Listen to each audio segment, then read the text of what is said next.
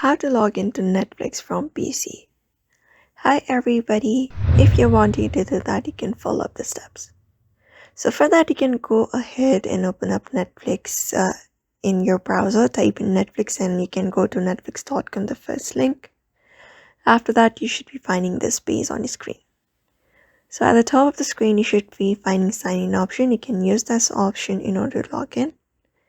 All you gotta do is go ahead and enter up your mobile number, email associated with the account, and your password, and sign in, and you should be signed in.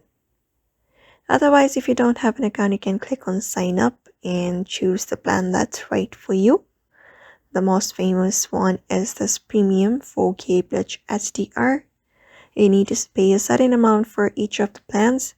Go ahead for the payment method, and after everything is done, all you gotta do is head back to netflix.com login page, and you can just go in and log in with your account. So that is how you basically log in with netflix.com on your PC. So I hope this video was helpful, and thank you for watching this video.